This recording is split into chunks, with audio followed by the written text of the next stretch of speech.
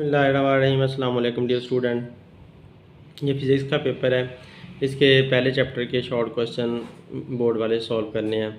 तो सारे short question तकरीबन 50 पेपर्स में से निकाले हैं और उनको शॉर्ट क्वेश्चन को भी एक्सप्लेन करूँगा और उनके आंसर्स को भी एक्सप्लेन करूँगा।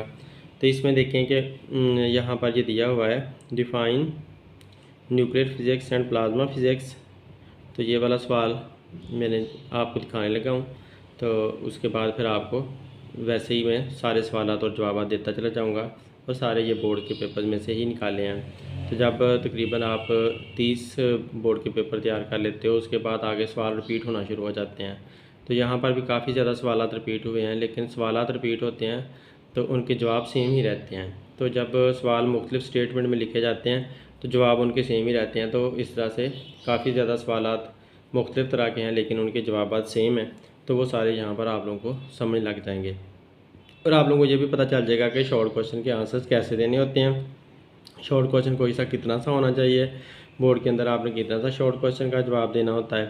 तो आप लोगों के से ये रिक्वेस्ट है कि आप लोग वीडियो को ज़्यादा से ज़्यादा शेयर करें ताकि दूसरे लोगों के पास भी ये इन्फॉर्मेशन जा सके और बच्चे आसानी के साथ बोर्ड के पेपर की तैयारी कर सकें।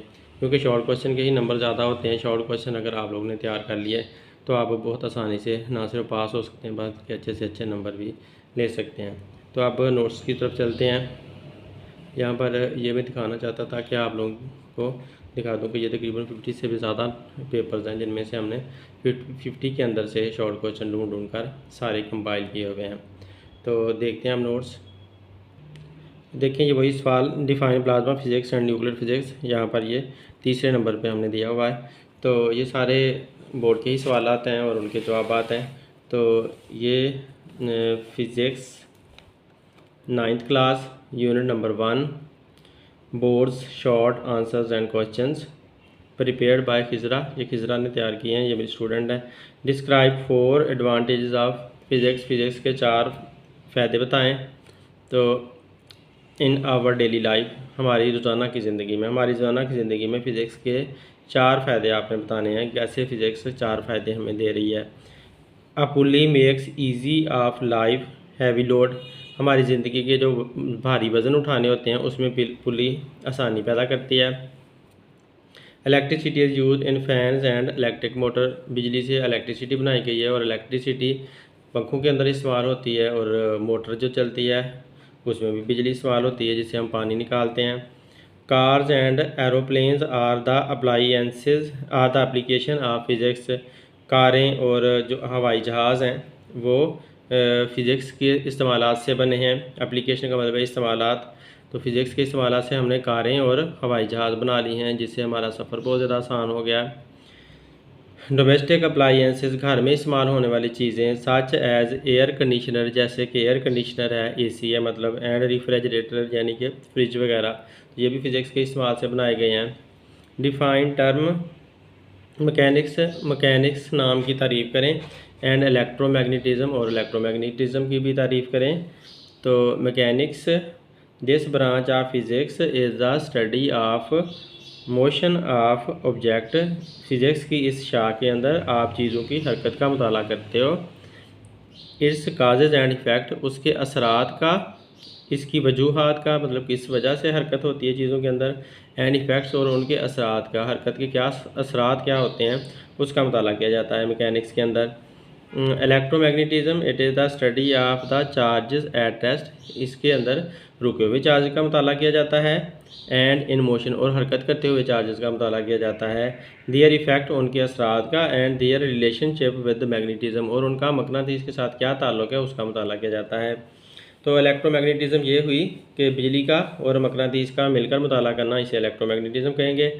ये ऐसा मुताला है जिसमें रुके हुए चार्ज का मुताला करते हैं, हरकत करते हुए चार्ज का मुताला करते हैं और उनके असरात क्या क्या होते हैं और उनका मकनातीस के साथ क्या ताल्लुक़ होता है, ऐसे सारे चार्जेस का मुताला करते हैं। Define plasma physics and nuclear physics, plasma physics की तारीफ़ करें और न्यूक्लियर फिज़िक्स की भी तारीफ़ करें। तो प्लाज्मा फिज़िक्स क्या है? प्लाज्मा फिज़िक्स है is the study of production, वो चीज़ों की पैदा करने का मुताला है। प्रॉपर्टीज़, खसूसियात का, of ionic state of matter, मादे की आयनी हालत का।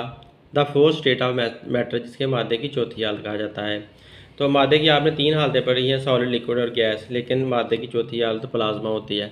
जब किसी भी चीज़ को बहुत ज़्यादा गर्म किया जाए, चाहे सॉलिड को, लिक्विड को या गैस को, तो वो टूट फूट जाती है, उसके एटम, इलेक्ट्रॉन, प्रोटॉन, न्यूट्रॉन, हर एक चीज़ अलग-अलग हो जाती है। तो वो जो उसकी चौथी हालत बनती है, हर एक चीज़ के अलग होने से, इलेक्ट्रॉन, प्रोटॉन, न्यूट्रॉन के एटम से, मॉलिक्यूल से, तो उसको आयनिक स्टेट ऑफ मैटर कहा जाता है या प्लाज्मा स्टेट ऑफ मैटर कहा जाता है। वो सारी की सारी आयनी हालत होती है और वो प्लाज्मा कहलाती है। Nuclear physics deals with the properties and behaviour of nuclei. Nuclear physics के अंदर आप न्यूक्लियस के अंदर पाए जाने वाली चीज़ें जो होती हैं उनकी खसूसियात का और उनके बिहेवियर का मुताला करते हैं। And the particle with in the nuclei, और न्यूक्लियस के अंदर जितने भी ज़रात होते हैं उनका। वैसे देखें, nuclear physics deal with the properties and behaviour of nuclei. Atom का जो सेंटर होता है उसे न्यूक्लियस कहते हैं। तो काफ़ी ज़्यादा न्यूक्लियस इकट्ठे हो जाए तो उसे न्यूक्लियाई बोलेंगे। तो जो न्यूक्लियर फिजिक्स के अंदर आप काफ़ी ज़्यादा न्यूक्लियस का मुताला करते हैं, उनकी खसूसियात का मुताला करते हैं, और न्यूक्लियस के अंदर जो भी ज़रात पाए जाते हैं उनका मुताला करते हैं। Differentiate between plasma and geophysics. Plasma physics का आपको पहले ही बता दिया। आप जियोफिज़िक्स देखते हैं। It is the study of the internal structure of earth. ये ज़मीन की अंदरूनी साख्त का मुताला होता है। Define nuclear physics and geophysics. Nuclear physics आपने देख लिया, तो जियोफिज़िक्स आप देखें, it is the study of the internal structure of earth. ये ज़मीन की अंदरूनी साख्त का मुताला है। अब define physical science and biological science. Physical science और बायोलॉजिकल साइंस की तारीफ़ करें। Physical science which deals with the study of non living thing. Physical science उसके अंदर विच को काट देते हैं, उसके अंदर मुर्दा चीज़ों का मुताला किया जाता है। नॉन लिविंग थिंग्स हवा, पानी, मिट्टी, आग वगैरह का मुताला करना।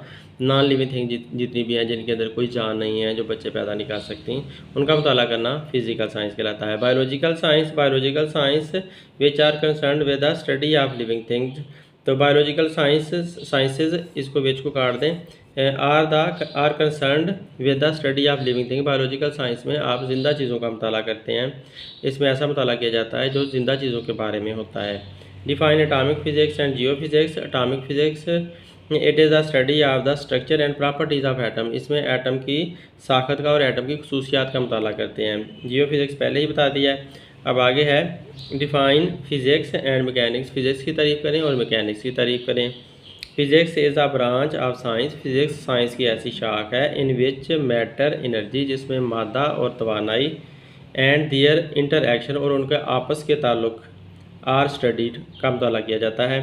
मैकेनिक्स क्या होती है? Mechanics, this branch of physics is the study of motion of object. इस फिज़िक्स की शाख में चीज़ों की हरकत का मुताला किया जाता है। इट्स काजेज़, इसके वजूहात का, एंड इफ़ेक्ट, और इसके असरात का मुताला किया जाता है। ये चीज़ें हरकत कैसे करती हैं, उसकी वजह क्या होती है और उसके असरात क्या होते हैं। Write the name of 7 base quantities. 7 बुनियादी मिकदारों के नाम बताएं। बेस क्वांटिटीज़ आर, ये 7 जो बेस क्वांटिटीज़ हैं वो जो हैं, लेंथ है, लंबाई, मैस मतलब कमियत यानी कि वज़न वगैरह होना, टाइम वक़्त, इलेक्ट्रिक करंट बिजली का करंट, टेम्परेचर दर्जा हरारत, इंटेंसिटी का मतलब होता है शिद्दत ऑफ लाइट, रोशनी की शिद्दत बहुत ज़्यादा होना या बहुत कम होना, एंड अमाउंट ऑफ सब्सटेंस, और चीज़ की मिकदार। ये सारी 7 बेस क्वांटिटीज़ हैं। Define base quantities. Base quantity की तारीफ़ करें एंड बेस मिकदारों की तारीफ़ करें और बेस यूनिट की तारीफ़ करें। बेस क्वांटिटीज़, बेस मिकदारें क्या होती हैं? Base quantities are the quantities. Base मिकदारें ऐसी मिकदारें होती हैं on the basis of which, जिसकी बिना पर अदर क्वांटिटीज़ आर एक्सप्रेस, दूसरी मिकदारों को जाहिर किया जाता है। बेस यूनिट क्या होती हैं? The unit that describe base quantities are called base unit. ऐसी इकाइयाँ, ऐसी यूनिट या ऐसी इकाइयाँ जो बेस मिकदारों को बयान करती हैं वो बेस की इकाइयाँ कहलाती हैं, जब बेस यूनिट कहलाती हैं। Each base quantity has its SI unit. हर एक बेस क्वांटिटी की अपनी एसआई यूनिट होती है, अपनी बुनियादी यूनिट कोई सी होती है। Define physical quantities and derived quantities. Physical quantity की तारीफ़ करो, फिजिकल मिकदार की तारीफ़ करो और डिराइव्ड मिकदारों की तारीफ़ करो। Physical quantities, all measurable quantities are called physical quantity. वो सारी मकदारें जिनकी आप आजमाइश कर सकते हो वो सारी फ़िज़िकल क्वांटिटीज़ कहलाती हैं। Derive quantities those physical quantities ऐसी तबई मकदारें which are express in term of base quantities जो बेस क्वांटिटी की बिना पर ज़ाहिर की जाती हैं आर कॉल्ड डिराइव क्वांटिटीज़ उनको डिराइव क्वांटिटीज़ बोला जाता है। डिराइव का मतलब होता है निकाली गई। तो बेस मकदारों से जो मकदारें निकाली जाती हैं उनको डिराइव्ड मकदारें या डिराइव्ड क्वांटिटीज़ बोला जाता है। ये वर्ड है डिराइव्ड मतलब निकाली गई या माखुज़ की गई। Define base quantities and write name of 4 base quantities. Base मकदार की तारीफ़ करें और 4 बेस मकदारों के नाम बताएं। तो ये बेस मकदार की तारीफ़ हमने पहले ही कर ली है। बेस मकदारों के नाम देखें, length, mass, time, electric current. ये नाम भी आप लोगों ने पहले 7 नाम याद कर लिए हैं, उसमें से 4 नाम लिख लेने हैं। तो ये 4 नाम लिखे हुए हैं, length, mass, time, electric current. तो ये 4 नाम हो गए। Which base quantities has unit mole and kelvin. कौन सी बेस क्वांटिटी के यूनिट मोल और कैल्विन है। अमाउंट ऑफ सबस्टांस के मोल होते हैं यूनिट और कैल्विन टेम्परेचर के कैल्विन यूनिट होते हैं। Write the name of 2 derived quantities and their SI unit. 2 derived quantity के नाम बताएं और उनकी एसआई यूनिट बताएं। तो स्पीड एक डिराइव्ड क्वांटिटी है, उसकी एसआई यूनिट मीटर पर सेकेंड है, ms-1 ऐसे लिखना है। प्रेशर एक डिराइव्ड क्वांटिटी है और इसकी जो यूनिट है वो पास्कल पास्कल होता है और न्यूटन पर मीटर स्क्वायर Nm-2 ऐसे आप ब्रैकेट में लिखोगे। उसके बाद what role SI unit have played in the development of science. SI unit ने साइंस की तरक्की में क्या किरदार अदा किया है। SI unit are very helpful to exchange scientific and technical information. SI unit बहुत ज़्यादा मददगार हैं कि उन्होंने साइंसी और टेक्निकल मालूमात को एट द इंटरनेशनल लेवल सारी बैनुल-अक़वामी दुनिया के अंदर फैलाने में मदद की है। तो SI unit are very helpful to exchange scientific and technical information at the international level.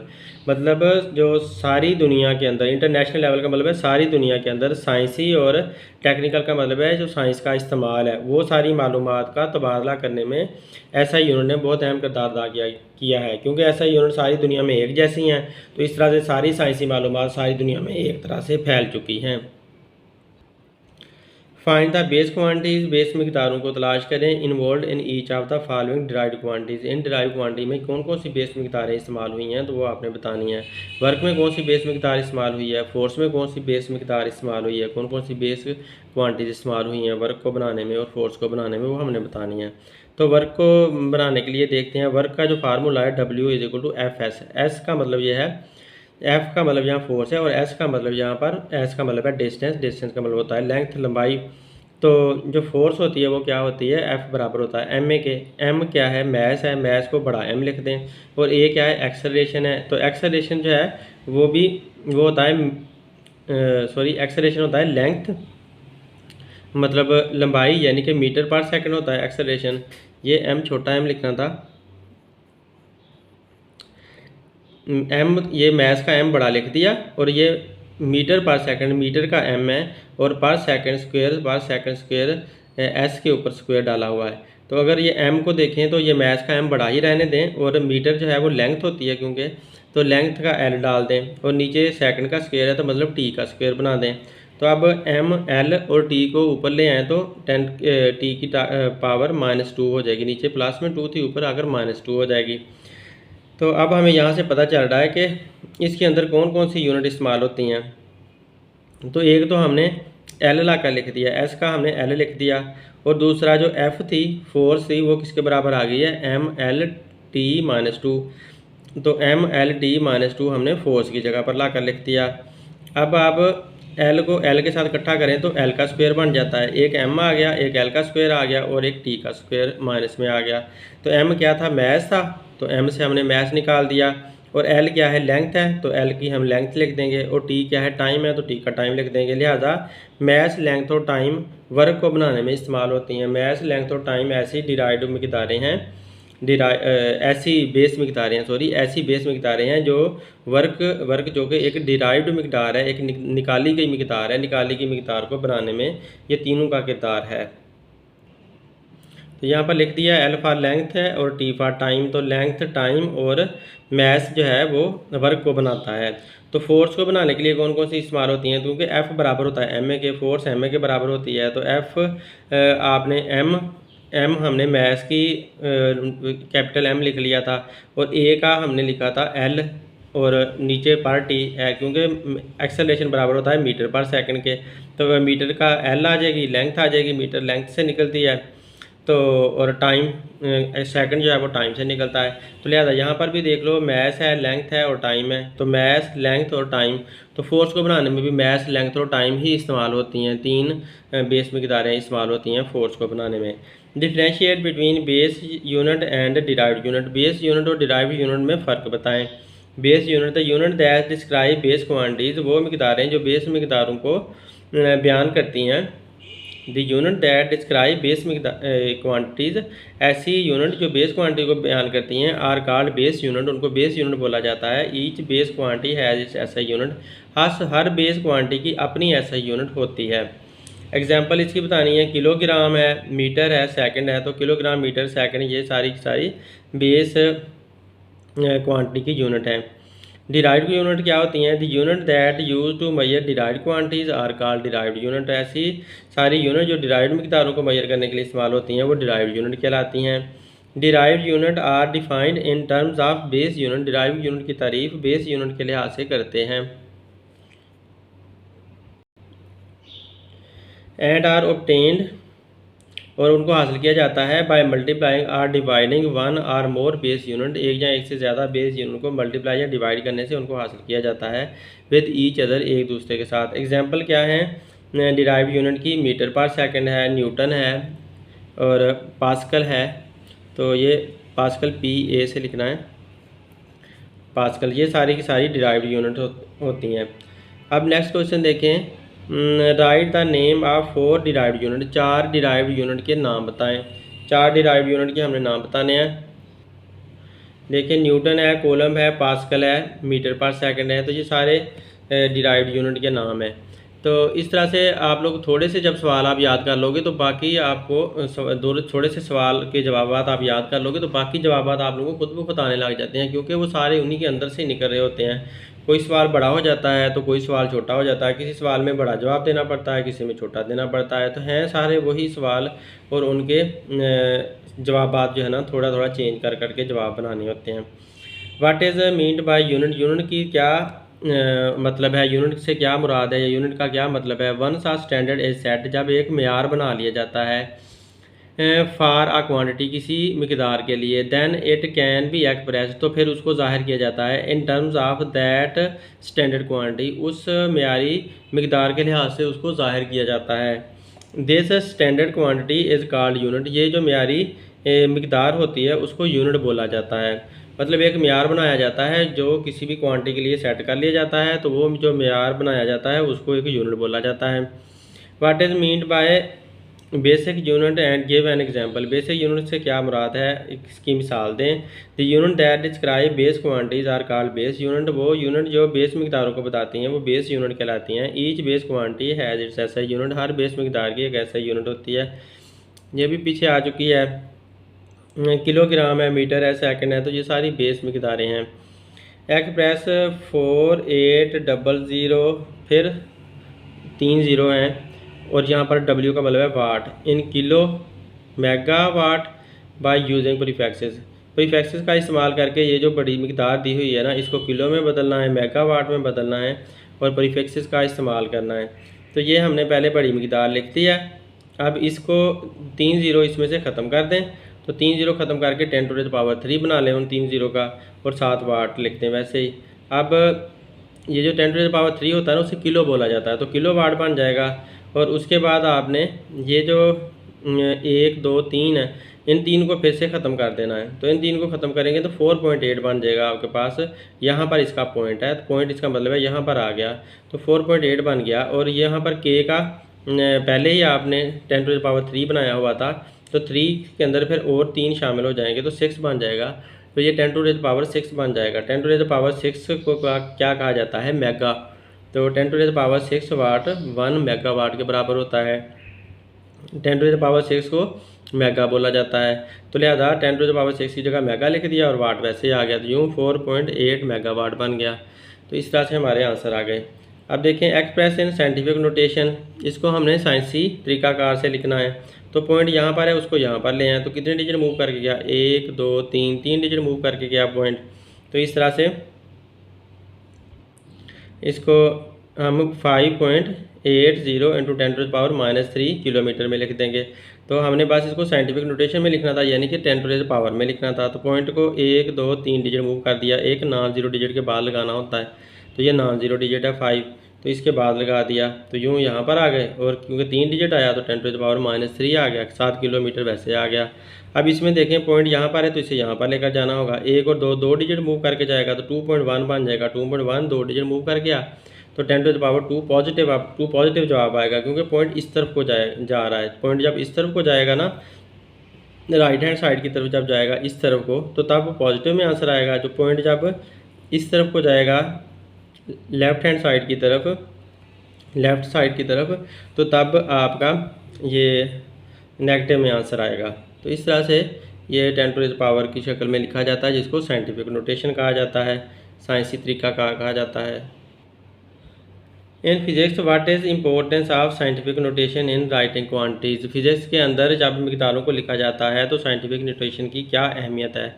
In physics scientific notation saves writing down, scientific notation में जो लिखने का काम है वो कम हो जाता है, उसकी हिफाजत हो जाती है। और इंटरप्रीटिंग लार्ज नंबर ऑफ़ ज़ीरोज़, और जो ज़ीरो वाले जो बड़े बड़े नंबर होते हैं उनका बार बार रिपीट होना, उनको बयान करना, ये इससे जान छूट जाती है। तो बड़े बड़े नंबर नहीं लिखने पड़ते, छोटे से नंबर लिखकर 10⁻⁴ बना दी जाती है।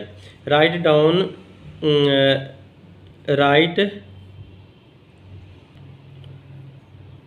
Right 6000 kilometre and 3800 kilometre in scientific form, इसको साइंटिफिक फार्म में लिखना है। तो 6000 किलोमीटर, ये 6 आपका ऐसे ही आ जाएगा, 1 2 3 3 जीरो की वजह से 10⁻³ बन जाएगा, 7 किलोमीटर लगा दें।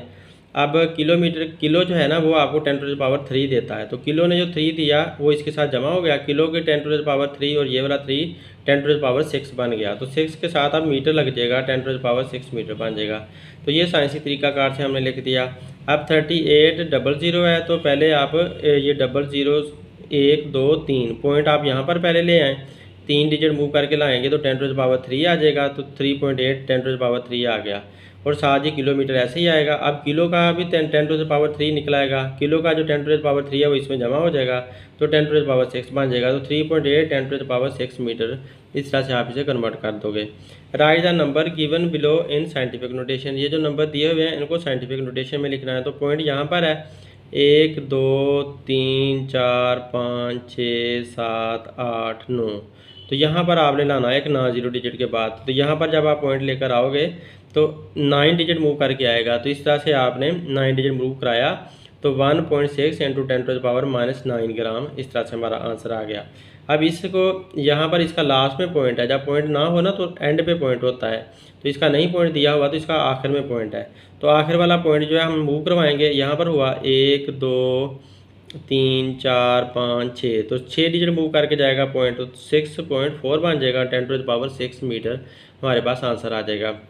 How many second in 1 year, एक साल के अंदर कितने सेकंड होते हैं। राइट इन साइंटिफिक नोटेशन, इसको साइंसी नोटेशन में लिखना है। तो एक साल में कितने सेकंड होते हैं आपने वो बताने हैं। तो पहले आप लिखो number of days in 1 year, एक साल के अंदर दिन कितने होते हैं, 365 डेज होते हैं।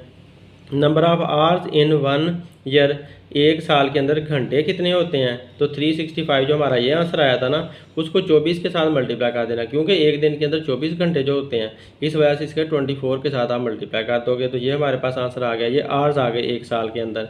तो अब उसने पूछा क्या था, सेकंड पूछा था। तो अब आपने देखना number of minute in 1 year, एक साल के अंदर मिनट कितने बनते हैं।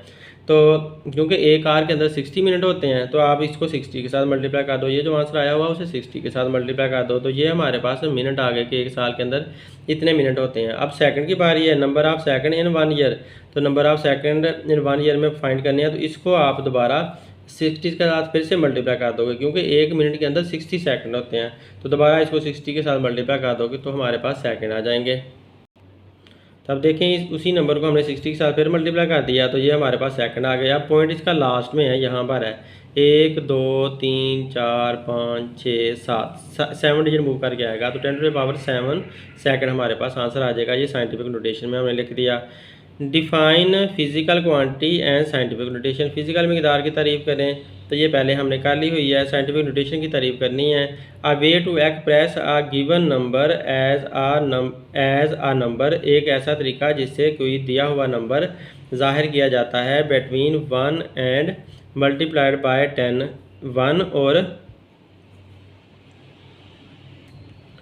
ये मैंने एग्जांपल लिखी है, इस एग्जांपल के साथ समझा रहा हूँ। A way to express a given number, एक ऐसा तरीका जिसमें किसी नंबर को ज़ाहिर किया जाता है एज अ नंबर, एक नंबर के साथ, बिटवीन 1 जो कि 1 के दरमियान में हो सकता है। मतलब पहले यहाँ पर 3 शुरू हो गया तो 1 भी यहाँ पर आ सकता था, 1 से लेकर आगे 9 तक हमने जा सकते हैं।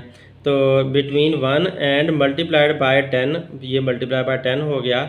हैविंग एन एप्रोप्राइएट पावर, जिसके ऊपर मुनासिब ताकत होती है, ये ताकत है एप्रोप्राइएट पावर, जो 7 पावर यहाँ पर आई हुई इस कॉल्ड साइंटिफिक नोटेशन, इसे साइंटिफिक नोटेशन बोलते हैं। आर स्टैंडर्ड फार्म, जहाँ इसको इसका उलट जो होता है वो स्टैंडर्ड फार्म होता है। Why is the use of zero error necessary in a measuring instrument, measuring instrument के अंदर ज़ीरो एरर क्यों ज़रूरी होती है।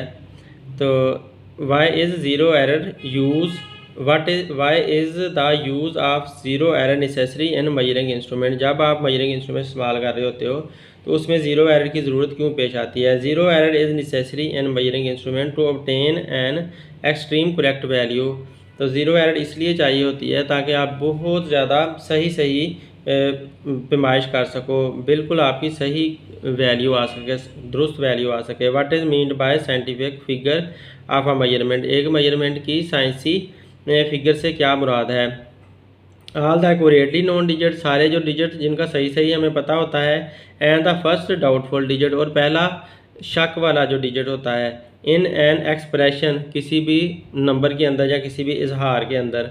आर कॉल्ड साइंटिफिक फिगर्स, उनको साइंटिफिक फिगर बोला जाता है। तो सारे नंबर जिनका बिल्कुल हमें सही से पता होता है, और पहला शक वाला डिजिट जिनका जो किसी भी नंबर के अंदर दिए हुए होते हैं, उनको साइंटिफिक फिगर्स बोला जाता है। Write the name of two measuring instrument, दो पैमाइश करने वाले आलात के नाम बताएं। तो मीटर रूल है एक, और मेजरिंग टेप है, इनकी वजह से हम पैमाइशें कर सकते हैं। Define metre rod and also write its least count, metre rod क्या होता है, जो स्केल होता है 1 मीटर लंबा वो मीटर रॉड होता है। Metre rule is a length measuring instrument, metre rule एक लंबाई की पैमाइश करने वाला आला होता है जो कि 1 मीटर लंबा होता है। Least count of metre rule, metre rule की जो रॉड का जो लीस्ट काउंट है वो क्या होता है।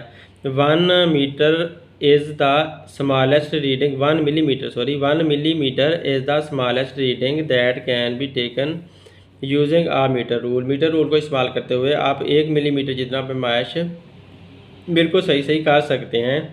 And is called its least count, तो ये जो पैमाइश होती है ना 1 मिलीमीटर, वो इसका लीस्ट काउंट होती है। तो मीटर रूल का जो लीस्ट काउंट हुआ वो क्या हुआ, 1 millimetre. How many division are there on vernier scale, vernier scale पर कितनी डिवीजन्स होती हैं, मतलब कितनी लाइनें लगाई होती हैं। There are 10 division on vernier scale, जो वर्नियर स्केल के ऊपर नंबर ऑफ लाइन लगी होती है ना छोटी, उनको डिवीजन बोलते हैं, वो 10 होती हैं। Define pitch of screw gauge, screw gauge की पिच बताएं क्या होती है। इन micrometer screw gauge micrometer screw gauge भी कहते हैं और सिक्रू गेज भी कहते हैं। A thimble has a threaded spindle inside it, जो थिम्बल उसकी होती है ना घूमने वाला जो बटन सा होता है उसका, तो उसके अंदर थ्रेडेड स्पिंडल होता है। थ्रेडेड का मतलब यह है कि झुर्रियों वाला, जिसके पेज बने होते हैं ना, झुर्रियाँ बनी होती हैं, वो अंदर लगा हुआ होता है बोल्ट सा। As the thimble complete 1 rotation, जैसे हम थिम्बल को घुमाते जाते हैं, ऐसे गोल घुमाते हैं तो एक चक्कर मुकम्मल कर लेता है। The spindle moves 1 millimetre along the index line, जो उसके दरमियान में लाइन लगी होती है ना, उसके ऊपर 1 मिलीमीटर जितना वो फासला तय कर जाता है। इट इज़ बिकॉज, ये इस वजह से होता है, the distance between the consecutive threads, क्योंकि जो झुर्रियाँ होती हैं ना उनके दरमियान जो फासला होता है स्पिंडल के ऊपर वो 1 मिलीमीटर होता है। तो दो झुर्रियों के दरमियान जो फासला है वो 1 मिलीमीटर जितना होता है। इसलिए जब एक दफ़ा उसे घुमाते हैं तो 1 मिलीमीटर जितना फासला वो तय कर लेता है। तो लिहाजा 1 मिलीमीटर उसकी पिच कहलाती है। This distance is called the pitch of the micrometer screw gauge on the spindle. Spindle के ऊपर इसको पिच बोला जाता है। Write the use of physical balance. Physical balance का इस्तेमाल बताएं इन फिजिक्स। फिजिक्स में इन शॉर्ट छोटा सा करके फिजिकल बैलेंस, एक फिजिकल बैलेंस यानी कि जो तराजू है वो is use in the laboratory. Laboratory में इस्तेमाल किया जाता है to measure the mass of various object by comparison. मुख्तलिफ चीज़ों का कंपेयर करके मैस मालूम किया जाता है, किसका मैस ज़्यादा है किसका कम है, कौन सी ज़्यादा वजनी है कौन सी कम वजनी है। Differentiate between electronic balance and physical balance. Electronic balance और फिजिकल बैलेंस में फ़र्क बताएं। इलेक्ट्रॉनिक बैलेंस अब जो हर जगह पर इस्तेमाल हो रहा है ना वो सारे इलेक्ट्रॉनिक बैलेंस ही हैं, जिनके ऊपर चीज़ रखते हैं तो फ़ौरन सामने लिखा हुआ आ जाता है और बिजली के साथ चल रहा होता है। Electronic balance come in various ranges. Electronic balance मुख्तलिफ रेंजेस में मिलता है, milligram, gram range and kilogram range. Before मयरिंग the mass of a body, किसी जिस्म का मैस मेजर करने से पहले जो इलेक्ट्रॉनिक बैलेंस है वो मुख्तलिफ पैमाइशों में मिल जाता है। ग्राम के लिए भी मिल जाता है, किलोग्राम के लिए भी मिल जाता है, मिलीग्राम के लिए भी मिल जाता है। तो ये मुख्तलिफ जिस्मों का mass before measuring the mass of a body, किसी जिस्म का मैस मेजर करने से पहले इट इज़ स्विच्ड ऑन, इसको पहले चलाया जाता है। And its reading is set to 0 और इसकी रीडिंग 0 कर ली जाती है। Next place the object to be weight, जब जिसका वजन करना होता है उस ऑब्जेक्ट को रखा जाता है। The reading on the balance gives you the mass of the body. तो जो बैलेंस के ऊपर रीडिंग आ रही होती है ना वो आपको मैस बता रही होती है, वो जिस्म जो प्लेस्ड ऑन ओवर इट, जो इसके ऊपर रखा होता है। फिजिकल बैलेंस आपको पहले ही बता चुका हूँ। अब है differentiate between mechanical stopwatch and digital stopwatch. Mechanical stopwatch और डिजिटल स्टॉप वॉच में फ़र्क बताएं। तो mechanical stopwatch can measure a time interval up to minimum 0.1 second. जो मैकेनिकल स्टॉप वॉच है ना वो हम 1.1 सेकंड तक का जो वक्फा है उसकी पैमाइश कर सकती है। तो digital stopwatch is commonly use in laboratory, या आमतौर पर लेबॉर्ट्री के अंदर इस्तेमाल होती है। जो डिजिटल वाली स्टॉप वॉच होती है can measure a time interval as small as 1/100 second. तो ये 1 सेकंड का 100वां हिस्सा यानी कि 0.01 सेकंड तक सही पैमाइश करके बता सकती है। How stop watch is use working of mechanical stop watch. Stop watch कैसे इस्तेमाल होती है तो देखते हैं आप मैकेनिकल स्टॉप वॉच का काम करने का तरीका क्या है। Mechanical stopwatch has a knob that is use to wind the spring. इसके ऊपर एक नोब लगी होती है जिसके ज़रिए से आप उसको चाबी देते हो, यानी कि स्प्रिंग को घुमा लेते हो। दैट पावर्स द वॉच, फिर उससे आपकी जो घड़ी होती है उसको ताकत आ जाती है, यानी कि चाबी दी जाती है। It can also be used as a start, stop and reset button. जो ऊपर नोब लगी होती है ना उसको स्टार्ट करने के लिए भी इस्तेमाल करते हैं, स्टॉप करने के लिए भी इस्तेमाल करते हैं और रीसेट करने के बटन के तौर पर भी इस्तेमाल करते हैं। तो ये तो हो गया मैकेनिकल स्टॉप वॉच कैसे काम करती है। अब दूसरा है working of digital stopwatch. Digital stopwatch कैसे काम करती है। The digital stopwatch starts to indicate the time elapse. Digital stopwatch को स्टार्ट किया जाता है कि वो टाइम के जो वक्फे हैं वो जाहिर करे एज, जैसा कि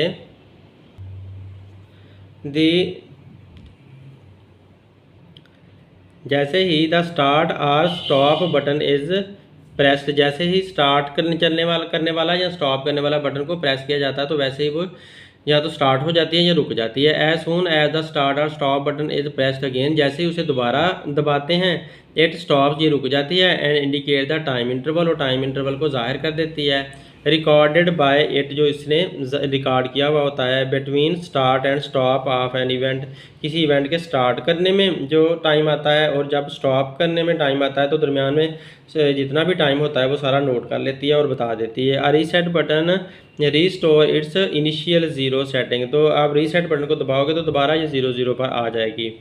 When the zero error of a screw gauge will be positive, zero error किसी screw gauge की कब पॉजिटिव होती है। zero error will be positive if the zero of circular scale is behind the index line। अगर circular scale की जो zero है ना वो इंडेक्स लाइन से पीछे ही रह गई है तब ज़ीरो एरर पॉजिटिव होती है स्क्रू गेज की।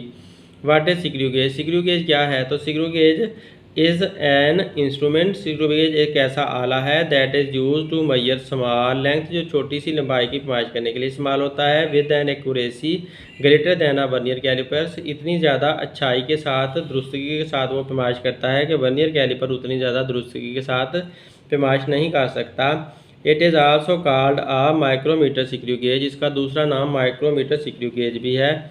Right on the formula to calculate, formula लिखें कैलकुलेशन करने के लिए the least count of screw gauge का लीस्ट काउंट मालूम करने का फार्मूला लिखें। Least count of a screw gauge is, जो स्क्रू गेज का लीस्ट काउंट है, सॉरी ये फार्मूला नहीं है, कैलकुलेट करना है, बस बताना ही है। Least count of a screw gauge का least count is 0.01 millimetre, 0.01 millimetre होता है। और 0.001 सेंटीमीटर में देखें तो 001 सेंटीमीटर आता है। इट कैन बी फाउंड, ये मालूम किया जा सकता है बाय गिवन बिलो, इस तरीके से। Least count pitch of screw gauge, ऊपर पहले स्क्रू गेज की पिच लिखी जाती है, नीचे नंबर ऑफ डिवीजन लिखी जाती हैं, number of division on circular scale के ऊपर नंबर ऑफ डिवीजन कितनी होती हैं वो लिखी जाती हैं। तो इस तरह से आपके पास लीस्ट काउंट आ जाता है। What is digital stopwatch, tell its least count. Digital stopwatch क्या होती है? डिजिटल स्टॉप वॉच आमतौर पर लेबॉरेटरी में इस्तेमाल होती है और टाइम का इतना छोटा दुरानिया मालूम कर सकती है जैसे कि 1/100 सेकंड या 0.01 सेकंड। लीस्ट काउंट क्या होता है? Least count of our digital stopwatch is 0.01 second. तो इसका 0.01 सेकंड डिजिटल स्टॉप वॉच का लीस्ट काउंट है, कम से कम पैमाइश इतनी कर सकती है। पहले भी ये सवाल आ चुका है, एक ही दफ़ा आपने सवाल को आंसर को याद करना है और हर जगह पर आप लोगों ने इस्तेमाल करते जाना है। सवाल की स्टेटमेंट डिफरेंट होती जाती है तो जवाब एक ही रहता है। Why use of zero error, क्यों ज़ीरो एरर का इस्तेमाल इज़ एसेंशियल, ज़रूरी है इन मेजरिंग इंस्ट्रूमेंट के लिए। तो ये पहले भी बता चुका हूँ। When the zero error of screw gauge will be positive, screw gauge की ज़ीरो एरर पॉजिटिव कब होगी? Zero error of screw gauge will be negative कब होगी? Will be negative if the zero of circular scale, अगर circular scale की जो zero होती है has cross the index line को अगर वो क्रॉस कर जाती है तो उसकी ज़ीरो एरर नेगेटिव होगी।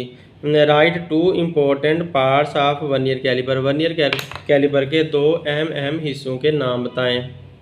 तो इसके दो अहम हिस्से कौन से हैं? एक मेन स्केल है, एक वर्नियर स्केल है। Right 4 name of laboratory safety equipment, laboratory में बाहिफाज़त इस्तेमाल होने वाले जो आलात हैं उनके नाम बताएं। एक फायर अलार्म है जो आपकी हिफाजत कर रहा होता है लेबॉर्ट्री में।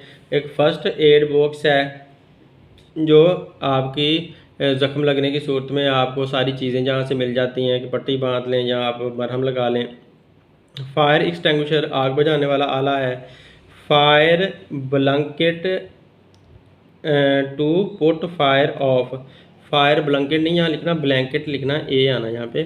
फायर ब्लैंकेट का मतलब ये है कि जो आप आग के ऊपर कोई कंबल डाल दोगे ताकि आग फ़ौरन बुझ जाए, तो ये भी एक आग बुझाने वाला आला होता है। What is stop watch, stop watch क्या होती है? Write the least count of mechanical stopwatch का लीस्ट काउंट बताएं। तो ये पहले ही हम बता चुके हैं। Least count of mechanical stopwatch is 0.1 second. तो इसका लीस्ट काउंट जो है 0.1 सेकंड होता है। अब अगला है व्हाट इज़ वर्नियर कैलिपर क्या होता है? Write the least count LC of the vernier caliper का लीस्ट काउंट भी बताएं। Vernier caliper is an instrument which is use to measure small length such as internal और एक्सटर्नल डायामीटर। तो vernier calliper छोटी सी पैमाइशों को इस्तेमाल करने के लिए चेक करने के लिए इस्तेमाल होता है, छोटी छोटी लंबाइयाँ चेक करने के लिए इस्तेमाल होता है। सच एज इंटरनल और एक्सटर्नल डायामीटर, जैसे कि अंदरूनी डायामीटर हो या बैरूनी डायामीटर हो, और लेंथ ऑफ आ सिलेंडर या किसी सिलेंडर की लंबाई हो, ETC एटसीट्रा इसे कहते हैं, एटसीट्रा का मतलब है वगैरह वगैरह। The least count of vernier caliper का जो लीस्ट काउंट है इज़ 0.1 मिलीमीटर, वो 0.1 मिलीमीटर होता है, और 0.01 सेंटीमीटर या फिर 0.01 सेंटीमीटर में लिया जाता है। Define zero error and zero correction. Zero error if the zero of the mean scale does not coincide with the zero of the vernier scale. अगर मेन स्केल की ज़ीरो वर्नियर स्केल की zero के साथ coincide ना करे, coincide का मतलब है सामने सामने ना आए, then when the jaws close, जब जबड़ों को बंद किया जाता है, यानी कि जब वर्नियर कैलिपर को बंद कर लिया जाता है, there is zero error in the instrument, तो इंस्ट्रूमेंट में फिर ज़ीरो एरर वाली गलती होती है। Zero correction to remove the zero error in the instrument is called zero correction. अगर आप किसी इंस्ट्रूमेंट के अंदर से ज़ीरो एरर को ख़त्म करना चाह रहे हो तो इस तरीक़ाकार को ज़ीरो करेक्शन कहते हैं। Why screw gauge is considered more useful than vernier caliper. Screw gauge को ज़्यादा इस्तेमाल होने वाला, ज़्यादा मुफीद क्यों कहा जाता है वर्नियर कैलिपर की निस्बत? The instrument screw gauge is more precise, सिक्रियोमेंट ज़्यादा अच्छी पैमाइश कर सकता है, प्रिसाइज का मतलब होता है ज़्यादा सही, than vernier caliper, vernier caliper की निस्बत, because the least count of vernier caliper is 0.01 centimetre, क्योंकि वर्नियर कैलिपर का जो लीस्ट काउंट है वो 0.01 सेंटीमीटर है, while the least count of screw gauge is 0.001 centimetre, जबकि सिक्रियो गेज का जो लीस्ट काउंट है, least count of screw gauge 0.01 centimetre है। How least count of vernier caliper can be calculator. Vernier caliper का least count आप कैसे मालूम करोगे? Least count of vernier caliper can be calculator, vernier caliper का least count आप मालूम करोगे बाय द फॉलोइंग फार्मूला, इस फार्मूला के ज़रिए से। ये फार्मूला देखें, least count smallest reading on the main scale, main scale के ऊपर सबसे छोटी रीडिंग, number of division on the, sorry ये फार्मूले में मिस्टेक है, number of division on vernier scale. तो नीचे आपने वर्नियर स्केल लिखना है, ऊपर आपने मेन स्केल लिखना है। तो मेन स्केल में छोटी रीडिंग 1 मिलीमीटर होती है और वर्नियर पर 10 होती हैं, तो 1 को 10 पे डिवाइड करें तो 0.1 मीटर आंसर आता है, 0.1 मिलीमीटर आंसर आएगा, यहाँ पर mm लिखना है, यहाँ पर 0.01 सेंटीमीटर। तो राउंड ऑफ 1.35 एंड 1.45, 1.35 को जब राउंड ऑफ करें तो ये 5 ख़त्म करेंगे तो जो 3 जो है वो 4 बन जाएगा, तो 1.4 बन जाएगा। आज आपके 1.45 में से ये 5 को ख़त्म करोगे तो 4 ही रहेगा, क्योंकि 4 एक इवन नंबर है, तो जो इवन नंबर है वो 5 ख़त्म करने पे चेंज नहीं होता, जबकि जो ओड नंबर है वो 5 को ख़त्म करने पे चेंज हो जाता है। तो लिहाजा ये 1.45 1.4 ही रहेगा, जबकि 1.35 1.4 बन जाएगा। तो नेक्स्ट देखते हैं, find the number of significant figure on in 0.00580। तो ये जो पहली जो ज़ीरोज़ होती हैं, also express it in scientific notation, इसको साइंटिफिक नोटेशन में भी लिखना है। नंबर ऑफ सिग्निफिकेंट इज़ 3, ये पहली जो ज़ीरो होती है ना, ये वाली दो ये नहीं काउंट होती, 1 2 3, तो ये 3 काउंट करेंगे तो इस तरह 3 सिग्निफिकेंट फिगर बन जाएंगी। अब इसे साइंसी तरीका कहाँ से लिखना है, तो पॉइंट यहाँ से यहाँ पर ले आएंगे, 5.8 1 2 3 10⁻³ में आ जाएगा, तो 5.80 इंटू 10⁻³ किलोमीटर में आप इसका आंसर लिख दोगे। Find the number of significant figure in 210.0 gram and also express in the scientific notation. ये सवाल भी पहले आ चुका है। To find the zero is in ये स्टूडेंट पैसे देखें, ये 210.0 के अंदर आपने एक तो नंबर ऑफ सिग्निफिकेंट फिगर बताना है और दूसरा इसको साइंटिफिक नोटेशन में लिखना है। तो ये सिर्फ आप इतना सा इसका जवाब लिख दें, the number of significant figure is 4, वो 4 बनती हैं, क्योंकि 1 2 3 4 आपने ऐसे गिनना है इसको, ये पॉइंट के बाद वाली ज़ीरो भी आपने गिनी होती है, साइंस में ये भी इंपॉर्टेंट होती है। तो ये 4 बन गई। अब इसको साइंटिफिक तरीका से लिखना है, तो पॉइंट यहाँ है तो यहाँ पर चला जाएगा, तो लिहाजा 2.1 इंटू 10⁻² बन जाएगी। तो बात डायरेक्टली आंसर लिखते हैं, it can be written as, इसको ऐसे लिख सकते हैं 2.1 इंटू 10⁻² ग्राम। तो पॉइंट हम यहाँ पर ले आए तो 2 डिजिट मूव करके आया था, इसलिए 10⁻² आ गया, 7 ग्राम आ जाएगा। तो इतना सा आप लोगों ने जवाब लिखना है, ये एक्सप्लेन नहीं करना, ये बाकी सारा इसका जवाब निकालने का तरीका बताया हुआ है, वो ना लिखें। अब ये सवाल देखें, change 15 year age into second, 15 साल उम्र को आपने सेकंड में बदलना है। 14 साल उम्र भी कहीं किसी जगह आ जाती है, किसी सवाल में 13 साल उम्र आ जाती है, 14 15 13 12, बहरहाल जितनी भी उम्र आएगी आप उसको सबको बदल सकते हो सेकंड के अंदर। तो एज 15 ईयर यहाँ पर आप 15 ना लिखें, 14 अगर आती है तो 14 लिख लें, 13 आती है तो 13 लिख लें, जितनी भी एज है वो यहाँ पर लिख लेती हैं। Total age in 1 year, total days in 1 year, एक साल में दिन कितने होते हैं? 365 डेज होते हैं। टोटल डेज इन 15 ईयर, तो 15 साल में कितने हो गए? 15 के साथ मल्टीप्लाई हो गया। फिर आवर्स आपने निकालने हैं तो 24 आवर होते हैं एक दिन के अंदर। फिर आप टोटल आज दिन, ये जो आपके पास दिन आए हैं उसके अंदर निकालने हैं, तो 24 को आपने इन दिनों के साथ मल्टीप्लाई कर देना है, तो ये हमारे पास आवर्स आ जाएंगे। फिर total minute in 1 hour, 1 hour में आपने मिनट मालूम करने हैं, तो वो 60 होते हैं। फिर 60 को इसके साथ आप मल्टीप्लाई कर दोगे, इसके साथ मल्टीप्लाई कर दिया तो इतने आपके पास मिनट आ जाएंगे। अब इसको आपने फिर से 60 के साथ मल्टीप्लाई करना है, क्योंकि टोटल सेकंड इन 1 मिनट हमने देखने हैं, तो 1 मिनट में 60 सेकंड होते हैं, तो सारे इन इतने मिनटों में कितने सेकंड होंगे? तो फिर आप इसको 60 के साथ फिर से मल्टीप्लाई कर दोगे, total second in these minutes, तो इसके साथ आप मल्टीप्लाई किया तो 60 को मल्टीप्लाई करने पर आपके पास ये आंसर आ जाएगा। तो ये 15 साल अगर किसी की उम्र है, 15 ईयर ऑफ एज, अगर 15 साल किसी की उम्र है तो वो सेकंड्स में इतनी बनेगी, तो ये सेकंड उसके आ जाएंगे। तो इस तरह से हर उम्र को आप सेकंड में कन्वर्ट कर सकते हो। मुख्तलिफ तरह का ये सवाल बन कर आता है, तो आप लोगों ने कन्फ्यूज़ नहीं होना, जितना भी वहाँ पर लिखा हुआ होगा उसके साथ आपने मल्टीप्लाई करते जाना है सेम इसी तरीके से, तो आपके पास आंसर आ जाएंगे। Define prefix, write an example, prefix लिखें और इसकी एक मिसाल बताएं। Prefixes are the word or letter, prefixes ऐसे अल्फाज होते हैं या फिर लेटर्स ही होते हैं, हर्फ होते हैं, बिफोर आ यूनिट, जो एक यूनिट से पहले ऐड किए जाते हैं, and stand for the multiple or submultiple, और उनको मल्टीपल और सब मल्टीपल के लिए लिखा जाता है, ऑफ दैट यूनिट, उस यूनिट के। फॉर एग्जांपल, मिसाल के तौर पर किलो, मेगा, मिली, माइक्रो, ये सारे जो है ना प्रीफिक्सेस होते हैं। Express the following quantities using prefixes, इन मिकदारों को प्रीफिक्सेस का इस्तेमाल करके आपने बताना है कि क्या बनती हैं।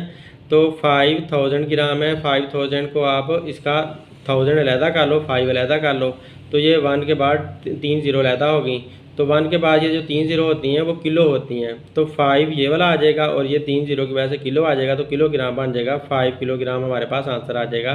तो आप इसको 5000 ग्राम को 5 किलोग्राम भी लिख सकते हो, इस तरह से आप लिख दोगे, क्योंकि 1000 ग्राम 1 किलोग्राम के बराबर होता है इसलिए। अब 52 × 10⁻⁻10 ग्राम है, तो इसको आप ये जो यहाँ पर पॉइंट है इसका, तो यहाँ पर पॉइंट लेकर जाओगे तो पॉइंट एक डिजिट इधर जाएगा, तो यहाँ पर 5.2 बन जाएगा, और यहाँ पर -10 में से एक 1 जो है ना माइनस हो जाएगा, क्योंकि पॉइंट एक डिजिट मूव किया है ना, तो इधर से 10⁻1 निकल आई है, तो इधर -10 तो पहले ही थी ये वाली, तो अब इस -10 में से एक 1 निकाल देंगे तो ये -9 बन जाएगा, तो लिहाजा 5.2 × 10⁻9 बन जाएगा, और 10⁻9 जो है वो नैनोग्राम के बराबर होता है, ये n लिखा हुआ है 1 नैनोग्राम, तो लिहाजा आप इसकी जगह पर 10⁻9 की जगह पर नैनोग्राम लिख दोगे, लिहाजा 5.2 नैनोग्राम आंसर आ जाएगा। How is measuring cylinder calliper, measure cylinder कैसे कैलीपर है, यानी कि कैसे मयरिंग सिलेंडर को इस्तेमाल करते हैं। ये मयरिंग सिलेंडर वाला क्वेश्चन लॉन्ग क्वेश्चन में भी आता है और शॉर्ट में भी आ जाता है, तो इसको देख लें कैसे मयरिंग सिलेंडर को इस्तेमाल किया जाता है। टेक का मयरिंग सिलेंडर लें, मयरिंग सिलेंडर मीन के जो पैमाइश करने वाला एक बीकर सा होता है ना, वो place it vertically on the table, इसे मेज़ के ऊपर सीधा रख लें। पोर सम वाटर इन इट, इसके अंदर थोड़ा सा पानी डालें। Note that the surface of the water is curved, आप ध्यान से देखेंगे तो इसकी सतह जो है ना वो गोल हुई होगी। The meniscus of the most liquid curve downward, ज़्यादातर जो लिक्विड होते हैं वो नीचे की तरफ गोल मुड़े हुए होते हैं। While the meniscus of mercury curves upward, लेकिन जो गाढ़े लिक्विड होते हैं ना, मरकरी वगैरह जो गाढ़ा जैसे शहद है वो, तो इनका ऊपर की तरफ होता है। The correct method to note the level of a liquid in the cylinder is to keep the eye at the same level, बिल्कुल सही तरीका यह है कि आपने आँख को उसी लेवल के ऊपर रखना होता है। एट द मिनिस्कस, यहाँ पर आपको उसकी सतह नज़र आ रही होती है, मिनिस्कस का मतलब यहाँ पर सतह है ऑफ द लिक्विड की। It is incorrect to note the liquid level keeping the eye above the level of the liquid, ये गलत बात है कि आप अपनी आँख को लिक्विड की सतह के ऊपर रख लें। When the I is above, जब आँख ऊपर होगी तो तब भी आपको सही रीडिंग नज़र नहीं आनी। द मिनिस्कस अपीयर्स हायर, तो तब आपको मिनिस्कस आपको ऊंचा नजर आएगा, यानी कि सतह ऊंची नजर आएगी ऑन द स्केल से। Similarly when the eye is below, जब आँख आप नीचे रखोगे लिक्विड लेवल से, द मिनिस्कस अपीयर लोअर, तो आपको फिर वो नीचे नजर आएगा। Then actual height of the liquid की एक्चुअल हाइट आपको पता नहीं चल पाएगी, सही नहीं पैमाइश होगी। What is mean by vernier constant, vernier constant से क्या मुराद है? The least count of vernier calliper is also called vernier constant, vernier caliper की जो कम से कम पैमाइश करना होती है वो वर्नियर कांस्टेंट भी कहलाता है। इट कैन बी डिफाइंड, इसकी तारीफ ऐसे कर सकते हैं, the difference between one small division on main scale के ऊपर जो छोटी से छोटी डिवीजन है उसका फ़र्क, main scale division, and one vernier scale division is 0.01, और वर्नियर स्केल की जो छोटी रीडिंग है उसमें 0.01 होता है, मिलीमीटर होता है। It is called least count of the vernier calliper, ये वर्नियर कैलिपर का लीस्ट काउंट कहलाता है, या वर्नियर कैलिपर की वो पैमाइश है जो कम से कम पैमाइश है जो वर्नियर कैलिपर कर सकता है। What is mean by least count, write the least count of metre rule, least count से क्या मुराद है इसकी तारीफ़ करें और मीटर रूल का बताएं। The smallest reading that can be measured, वो छोटी से छोटी पैमाइश जो आप ले सकते हो फ्राम एनी इंस्ट्रूमेंट, किसी भी आले के ज़रिए से, इज़ कॉल्ड लीस्ट काउंट, उसको लीस्ट काउंट बोला जाता है। Least count of metre rule is 1 millimetre, metre rule का जो लीस्ट काउंट है वो 1 मिलीमीटर है। How the volume of an irregular shape solid can be find, एक ऐसी चीज़ जिसकी शेप बिल्कुल सही नहीं है तो उसका वॉल्यूम आप कैसे मालूम कर सकते हो? तो ये मेजरिंग सिलेंडर के अंदर आपने वॉल्यूम मालूम करना होता है। Measuring cylinder can be use to find the volume of small irregular shape solid that can sink in water, जो भी गैर हमवार सतह वाली या बाकायदा किस्म की शक्ल वाली चीज़ होती है वो पानी के अंदर डूब सकती है, तो आप उसको मेजरिंग सिलेंडर के अंदर डालकर उसका वॉल्यूम मालूम कर सकते हो। Let us find the volume of a small stone, आए एक छोटे से पत्थर का वॉल्यूम मालूम करते हैं। Take some water in the graduated measuring cylinder, थोड़ा सा पानी लें मेजरिंग सिलेंडर के अंदर। Tie the volume V of the water in the cylinder, sorry यहाँ पर लिखना था नोट द वॉल्यूम, नोट लिखना है, पहले आपने नोट कर लें उसके volume. Note the volume of the water in the cylinder, cylinder के अंदर आप वॉल्यूम पहले नोट कर लें। Tie the solid with the thread, अब वो जो सॉलिड है उसको धागे के साथ बांधें। Lower the solid into the cylinder, cylinder के अंदर उसको डिप कर दें, डुबो दें। Till it is fully immersed in water, यहाँ तक ये पानी के अंदर मुकम्मल डूब जाए। Note the volume V F of the water, पानी का जितना वॉल्यूम ऊपर आएगा वो फाइनल वॉल्यूम होगा, वी एफ फाइनल वॉल्यूम होगा। एंड द सॉलिड, और फिर वो सॉलिड का भी वॉल्यूम आपके पास आ जाएगा। Volume of the solid will be V F minus V I, तो सॉलिड का वॉल्यूम फाइनल वॉल्यूम में से जो पहला वॉल्यूम आपने मालूम किया था वो माइनस करने से आ जाएगा। तो इसके लॉन्ग में भी आ सकता है सवाल, ये शॉर्ट में भी सवाल आ जाता है। Right 4 names of laboratory safety equipment, 4 नाम बताएं जो लेबॉर्ट्री में इस्तेमाल होने वाली हिफाजत करने वाली चीज़ें हैं। तो ये पहले ही आप लोग बता चुका हूँ आपको। A chocolate wrapper is 6.7 centimetre long, एक चॉकलेट का जो रैपर होता है ना लपेटने वाला उसका लिफाफा साहब, वो 6.7 सेंटीमीटर लंबा है एंड 5.7 सेंटीमीटर चौड़ा है। कैलकुलेट इट्स एरिया, इसका एरिया आपने मालूम करना है up to reasonable number of significant figure, तो सिग्निफिकेंट फिगर की मुनासिब के लिहाज से आपने मुनासिब सिग्निफिकेंट फिगर के लिहाज से आपने इसे मालूम करना है। तो length of chocolate wrapper 7.6 centimetre, उसकी जो लंबाई है वो 7.6 सेंटीमीटर है। वेथ जो है ना वो 7.5 है। तो एरिया मालूम करने के लिए आपको लेंथ मल्टीप्लाई बाय वेथ करना होता है। तो area is equal to length multiply by width, इन दोनों को मल्टीप्लाई कर लो तो ये आपके पास आंसर आ जाएगा 57 सेंटीमीटर स्क्वायर, यही आंसर है। Write rule to find the significant figure in a measurement, किसी भी मैच में सिग्निफिकेंट फिगर मालूम करने के लिए रूल्स बताएं। तो ये भी लॉन्ग में भी आता है, शॉर्ट में भी आता है। Non zero digit are always significant, zero के अलावा जितने भी डिजिट होते हैं वो सारे सिग्निफिकेंट होते हैं। Zero between 2 significant figures are also significant, zero अगर 2 सिग्निफिकेंट फिगर के दरमियान में आती है तो वो भी सिग्निफिकेंट होती है। Final or ending zero on the right in the decimal fraction are significant, आखिरी ज़ीरो होती हैं जो एंड होने वाली ज़ीरो जो राइट साइड पे होती हैं किसी भी डेसिमल फ्रैक्शन के अंदर वो भी अहम होती हैं।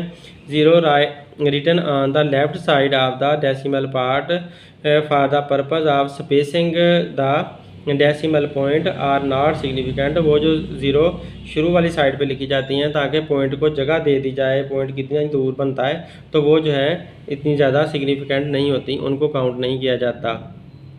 Explained and directed by Mohammad Waseem, तो ये मैंने एक्सप्लेन किए हैं और आप लोगों को, बच्चों को मैंने ये बताए हैं कि कैसे कैसे आप लोगों ने सवालों के जवाब देने हैं। उम्मीद है आप लोगों को वीडियो पसंद आई होगी। अगर आपको पसंद आई है तो लाजमी शेयर करें, दूसरे बच्चों के पास भी पहुंच जाए ताकि हर बच्चा आसानी के साथ तैयारी कर सके पेपर्स की। Thanks for watching my video. अल्लाह हाफिज़।